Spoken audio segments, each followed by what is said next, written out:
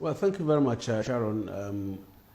Issues on minimum wage are really very important, and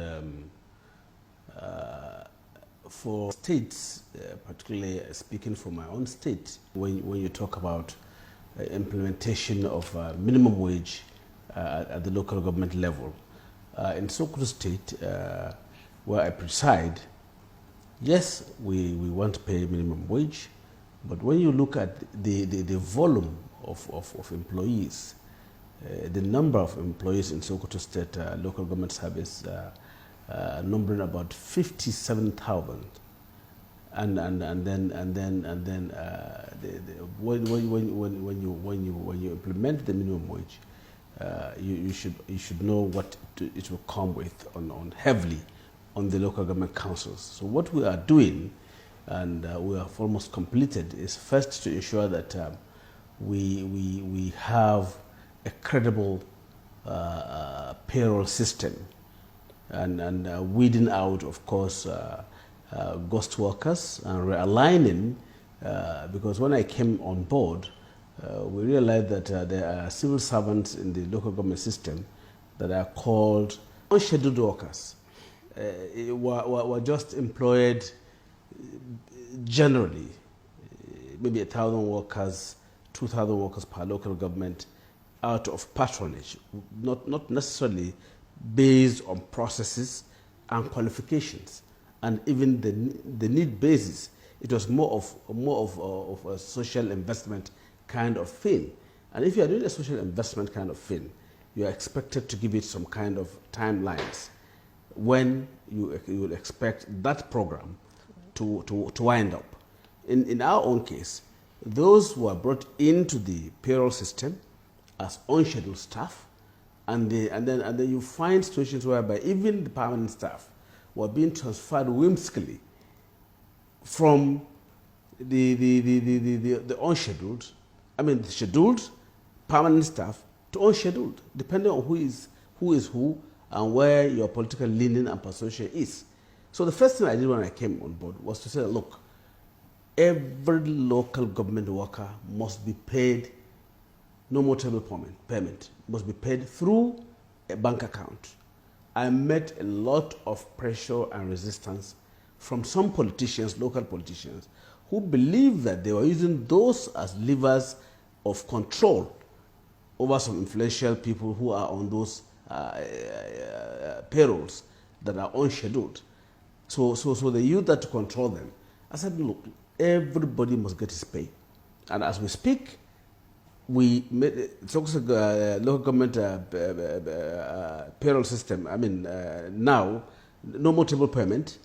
What we are doing is bank transactions and bank payments to every local government worker, which was not the case.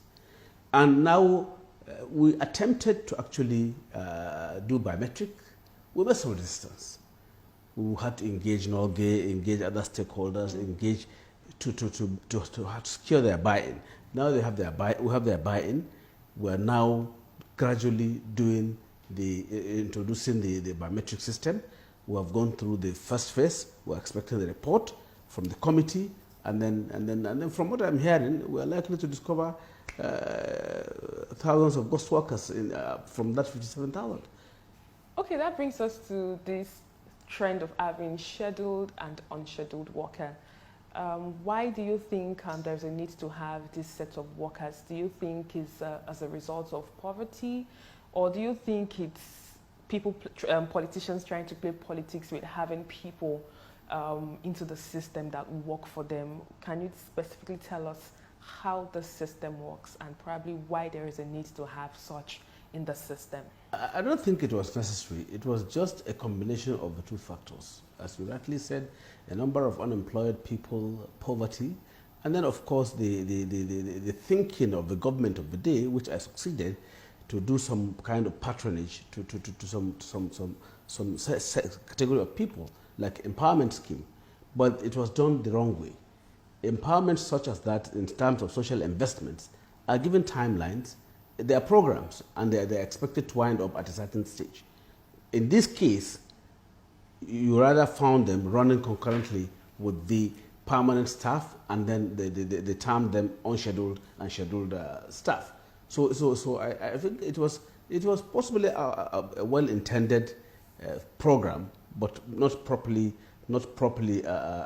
structured and implemented. And that's why we're trying to see how best. I've assured them that we are not going to lay off people, but we, at the end of the day, are going to make sure that we have first the scheduled staff restored fully, and then we now discuss and engage with unscheduled and see if we are going to run a social investment program, or those of them who have the papers to go back to school, we put them on scholarship, because we give our children in Sokoto State scholarship, both in our tertiary institutions and foreign institutions. And then we task them to go and study and come back. And those that possibly cannot, then we transfer them possibly to either Sokoto Marshall or to some other place, neighborhood watch, where they can be more useful to the system and earning and justify their earnings. So that's what we're doing in Sokoto State at the moment. At the national level, there's this bill that has scaled through second reading, which requests that the national minimum wage issues should be moved from exclusive list to concurrent list. As a former Speaker of the House of Representatives, how would you respond to this? This is just one of the several issues that we inherited from our previous unitary system of governments in Nigeria that has been embedded into the constitution of a supposedly federal structured government, which is becoming a major problem for Nigeria. Of course, one of those, as of today, is the policing system of Nigerian Federation, which has only provided for a Nigerian police force. And you cannot have a local a county or local government police. You cannot have a state police. So it's one of those very important issues that are in the Constitution that have not been properly placed and provided for a federal system of government. If you have a unified label, and you must always negotiate from that point of unification, without allowing states to engage and determine based on their income what they can negotiate with their workers. You know, you are not talking about a federal system. You must be talking about something else. So these are some of the issues that are in the Constitution that needed to be looked at. Maybe those who introduced the bill in the House of Reps should have consulted more broadly. As I said before, I was a former speaker, a sitting governor. I wasn't aware of that bill. I mean, there wasn't any position from the Nigerian Governors Forum on that bill. And I believe that it's something that we as a forum should discuss and come up with a position. So I wouldn't want, as a vice chairman of the forum, preempt what the forum may come up with eventually. I would rather prefer a situation whereby, as a forum, we look at it and then come up with our own position. Which takes us to the state viability. If states are allowed to work more, do you think it would have impact on workers? When you talk about viability of states, you must also look at what are those minerals or resources that are available to the state, that the state can harness and beef up its income. In my state, for example, Sokoto State, I know for sure that we have a number of valuable mineral deposits that as a state, as it is structured, we cannot just wake up and go into mining and then begin to bring out those things and then begin to market them and then get income. We have to go through the process of getting licenses and bringing in through the federal government. And it's really very difficult. And of course, the issue of insecurity in my state, in other states, in Nigeria, is making it difficult for one to bring in investors from outside Nigeria. And you know, mining has not gotten to any level as a form of investment in Nigeria by Nigerians. When you talk about mining, you must bring in people, you must bring in equipment, you must bring in virtually almost everything from outside Nigeria, except possibly some human resources.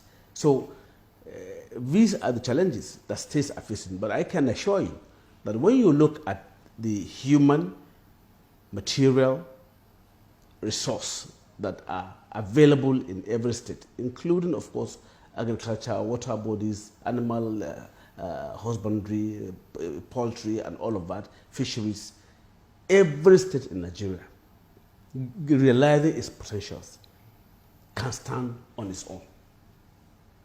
But the question is the process. So it gives more credence, all of this give more credence, as I've said, to the question of restructuring. So we need to make Nigeria work. And the only way we can make Nigeria work is to sit down and engage and then come up with practical steps that can make Nigeria work. But states as they are now, if not for 2-3 states, I'm sure most of the states are not viable. They're not viable, not because they don't have the resources, as I said, either mineral resources, either human resources, but because there are some inhibitions in our laws that are making it almost impossible for states to realize those potential. For now, I would rather propose a situation whereby we devolve more to the states and review the revenue sharing formula of the country and give more of these resources to local governments, states, than the federal government. So finally, looking at the engagement of workers at the state level, would you say that they can engage properly in terms of negotiation? Perhaps if we find ourselves in that situation whereby states are allowed to pay what they can afford. Oh yeah, sure. Speaking for the workers and workforce in Sokoto, they do very well have the capacity to engage, to discuss, and even give government ideas on how to go about generating revenue and beefing up their earnings. I believe that. I believe so because as we speak now, we are turning around the Board of Internal Revenue in the state, and the Board of Internal Revenue is doing a great job, and we're looking forward to a situation whereby the Board of Internal Revenue in Sokoto State will now be generating enough money and resources for the payment of salaries without waiting for FAC. That's our target. And we didn't bring in people from outside Sokoto State to come and do this work. The workforce in the state is what has been mobilized, sensitized, and then given proper training for us to achieve this objective. So I see the same thing happening at local government level. They are very resourceful, and the bureaucracy in the state is very strong and highly organized, very well skilled, and with the right engagement, with the right remuneration, with the right encouragement, we can achieve that. And that's all we can take on to this edition of the program. Join us next week for a fresh edition of the show. I am Sharon Ijason. Thanks for watching, and remember that labor creates wealth.